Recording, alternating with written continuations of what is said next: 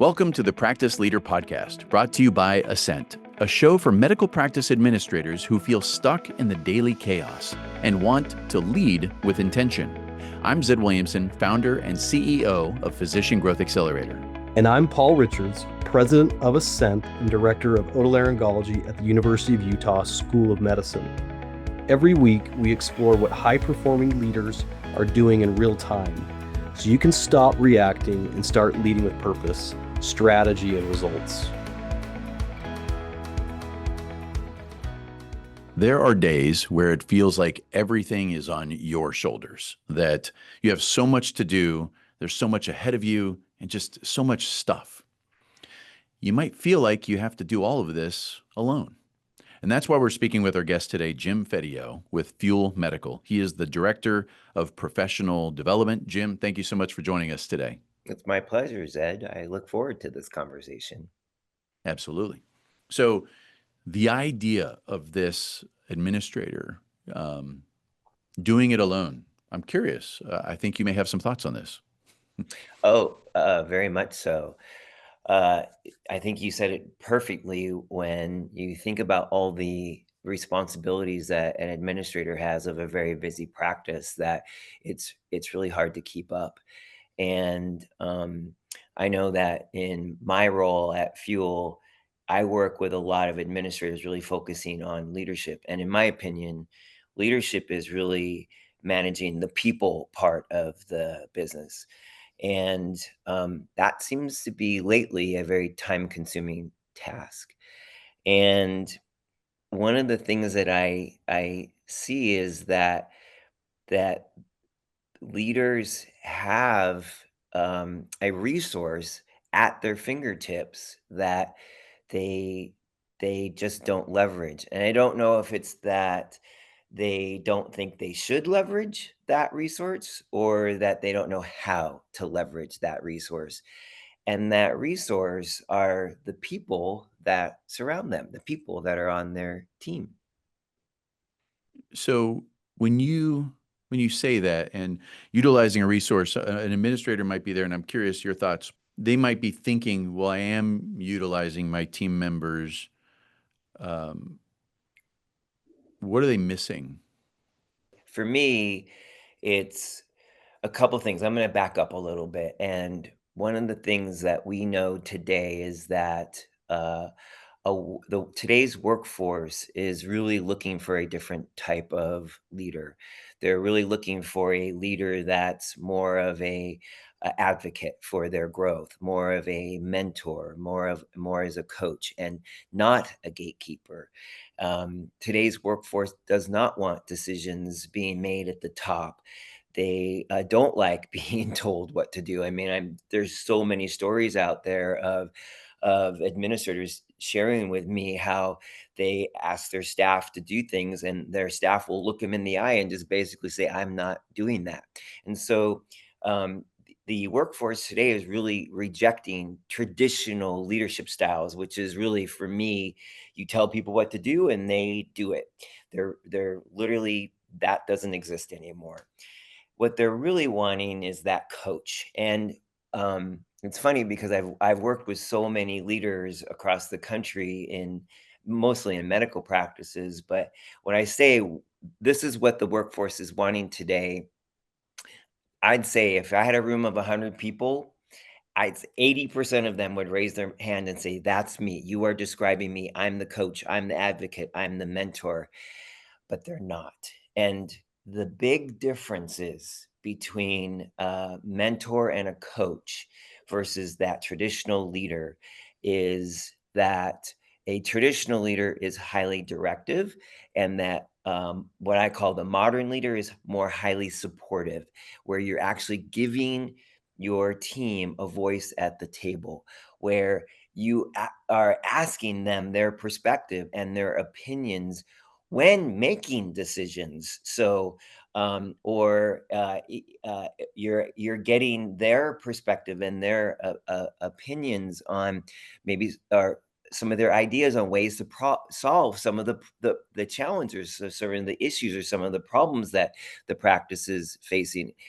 And I can tell you that those leaders who, um, like you said, that burden of all those decisions do not need to solely be on their shoulders. If they bring the people that are on their team to the table and get their perspective and their opinions, first of all, a lot they get a lot better solutions than if they were doing it on their own. They're going to get buy-in as well, so people are going to be more likely to embrace that change or that solution. And oftentimes they are the ones that will provide some insight in ideas that you would never have thought of that are can save you money or can make things more efficient. So like I could talk about this all day long, and I talked enough about that, but that's yeah, that's kind of what I'm seeing. No, it's very insightful. I'm curious, Paul, from your perspective, um, what Jim's talking about. Have you ever witnessed those things either from either side? In previous parts of your career, were you in a position where it seemed like things were only directed, and or in your role now, have you noticed the difference between when there's been direction just given compared to that collaboration? Yeah, what a great concept this is. It really makes me think, and I'm sure a lot of people listening are gonna kind of evaluate, self-evaluate how they've been treated or opportunities they've had to chime in or times where they felt like they're just being ordered around. And I I have several experiences where I just feel this burden to make these decisions, and I don't really know exactly all the details of something, and I'm trying to decide how something should be done. And I've done it that way, and it never results in the best, outcome. Just the other day though, I did bring in a staff member to have her opinion on something and basically just asked her how she would do it and why she would do it that way. And she came up with something completely different than I even thought of. And I said, "That's great. This is so much better. Let's do it." And I put her in charge of it. And and this is someone's role that she's not a leader, but she's a leader, Yeah. right? She doesn't have a title of manager, but her colleagues out there in the office, they look at her as a leader. I'm sure there's a term for that, Jim, right? They're like the champion or I don't know what that exactly is, but she then brought this to the team and they all had complete buy-in of like, okay, if it came up with this Yeah, is so much better and more powerful. yeah. To your point, the term leader is literally being redefined as we speak. I mean, this is just sort of a new trend within the last 8 or 9 months. And I love the way you said it. It's a leader in an organization today no longer has anything to do with title. They don't have the title of manager, they don't have the title of director, supervisor, or whatever it might be. Leaders are emerging from all areas of the organization, and they are those people that are the ones that are looking to their right and looking to their left and thinking of ways that they can make everybody else's job easier. Those are the people in your organizations that are the inspiration. They are the motivation for the people around them. They usually are the ones that become the champion for a change or a new initiative. And what I love about that is it's again, you handled it perfectly, is getting their perspective and that not only taking their idea, but allowing them to take that idea and let them develop it and let them run with it. And what we're doing is we're really developing or creating opportunities for anybody on your team to be a leader. And it's just going to make our job so much easier when we all figure out that we're not the smartest person in the room and that we have a lot of really smart people on our teams that can help drive a lot of the changes that we need today to be more efficient. Sometimes from the perspective of someone listening to this, they're in a role and everything that's been said makes absolute total sense. And in their mind, they're saying something like, If I wasn't in my scenario, I'd agree with you. Or I don't have time. Like, I love the idea, I want to do that, but I'm Yeah, afraid of that gap in between of trying to shift from everybody is waiting for me to tell them what to do. yeah. How do I make that shift where it's truly an effective shift and it's not just a flash in a pan and then we go back to what it was? I'm curious, Jim, Yeah. what are your thoughts on that? Gosh, it's it's such a true statement, and, that's one of the reasons that leaders that I work with really hesitate is that it takes longer because you're not just making a decision and moving on. And that's, a part of your culture. And so it's really about developing a culture where you are more collaborative. And so there's there's so many ways that you can approach that. Um, if you The easiest way to do it is if you are already having one-on-one meetings with your employees, that's a good time to start bringing in some of this idea or this concept of asking their opinion. It sounds like that's what Paul may have done is in a one-on-one, or if you're not having one-on-ones, but you're having team meetings, maybe that's once a week, once a month or whatever. That's a good place to start is just in a team meeting and saying, hey, here's a challenge, here's an issue, or here's a problem that we need to solve. I'd love to get your perspectives. Starting with that. Um, Oftentimes, what I'll suggest is if you don't have time to bring your team together to be a part of the decision making, and that decision's already been made, it doesn't take much to take the decision that's been made, and before you implement it, just run it past some people on your team and say, "Hey, this is the direction we're going. Before we implement it, I would love to get your opinions. What are some things that we should consider before moving forward with this? What do you think might be the best way for us to message this?" And the decision's already been made, so you're ready to move forward, but just get a little bit of perspective on how to move that forward or push that forward, and get some insight that might help ease you into that change or whatever it might be. So, yeah, I could there's a lot of really simple ways that you can start this process. And the other thing I'll just share with you, Zed, is that if your culture isn't ready for this, and I'm sure administrators out there have had this happen where they will tell me, well, I have a team meeting and I ask people, is there anything we should be doing differently? Everybody just stares at me blankly. And it's because we've never asked them before. We haven't conditioned them to let them know we want your perspective, we want your opinion. And so, one of the things that I suggest to people is get more specific with your question. I mean, just a general question as what do you think we should be doing differently is Yeah. sometimes difficult for people to answer. But if you ask them a very specific question, hey, we know that we have a problem on Wednesday afternoons where we have a challenge getting people checked in efficiently.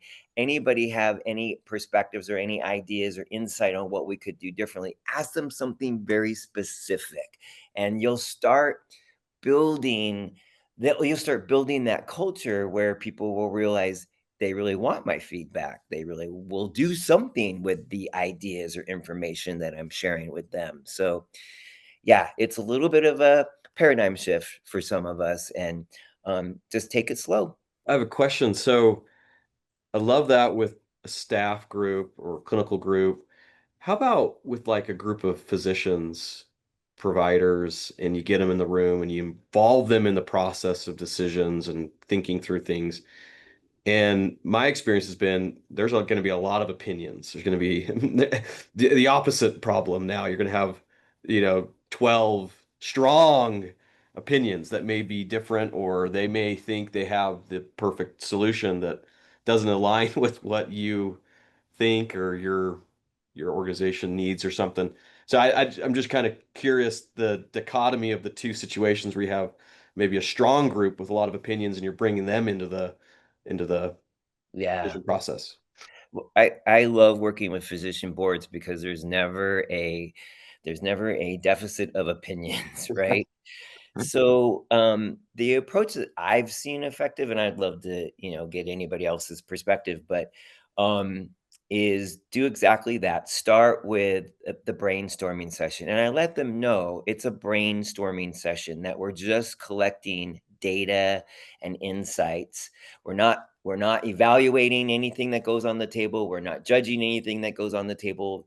It's just to collect as much information as we can. Then what I do is I take that information and that data and I assimilate it and prepare a document that then summarizes the themes or summarizes um, some of the things that were discussed. And then what I would do, depending on your group, is you share that. You can share that. You send that to the group ahead of time, and then the ones that I know that might be uh, a little more opinionated than the others, I might have a one-on-one conversation with them about that document before bringing the group back together and figuring out how you want to prioritize all these ideas and really choose the one or two or three that we want to move forward with. So I usually just start by saying, "Hey, I just want to get all of your ideas and all of your input without we're not judging, we're not evaluating, we're going to do that later." And then come up with the themes. That seems to work for me. I don't know if you think that that would work. That's If that's good. I think the strong opinion uh, providers or staff, I think they appreciate the extra one-on-one or extra attention to their point of view, and that often smooths it over, I feel like.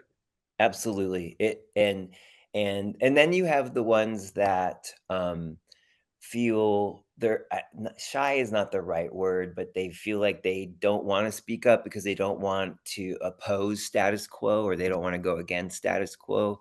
And if I know that there's someone in the group that has that, feels like that, I will have a one-on-one with them as well.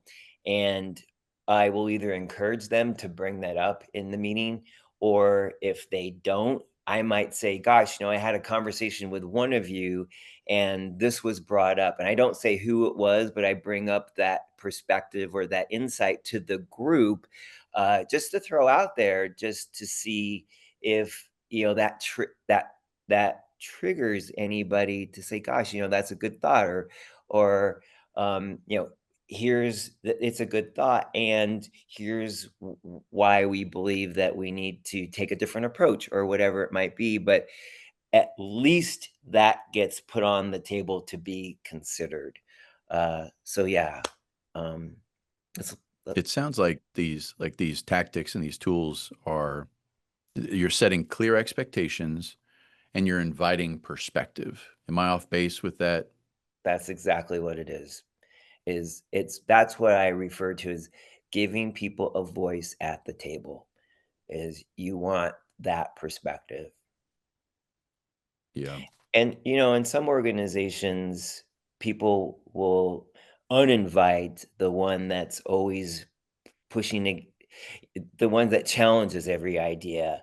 And in our organization, we don't have very many of those people at Fuel, and so we have to create that role because it's such an important role to get the the perspective that might be against status quo or might challenge whatever the idea that it is that we're talking about. We will have to invent that role and say, okay, your role in this meeting is the disruptor. Your role in the meeting is the devil's advocate, because we want to make sure that we get the best deliverable out of this. And sometimes the way you get the best deliverable is you get that perspective that pushes back.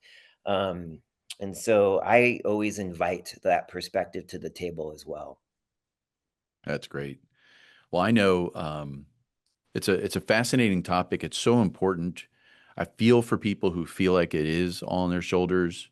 And I know there's a gap in their mind between what would it take to get it off of their shoulders. And I love these tactics for them to start exploring. If someone out there, there's an administrator, if they want to chat with you, they can go to Fuel Medical's Yeah, website and we'll put the link in the show notes.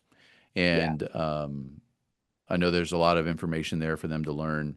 And I just think that we probably nudge some people into some curiosity, which is always a good place for us to all be, anyone in leadership, which is everybody at some level. Um, so Jim, I really appreciate you joining us today. Absolutely, it's been my pleasure. Thanks, Jim. Always a pleasure, and I've learned so much from you through the years, and I look forward to more opportunities with you. So, Me too, Paul. Me too. Thanks for listening to the Practice Leader Podcast. If you're feeling the weight of challenges in your practice, know this: the problems you're struggling with today don't have to remain problems. There is a path forward, and you're not walking it alone. each week we'll be here with insights, ideas, and real-world conversations to help you move forward from chaos to clarity. See you next week.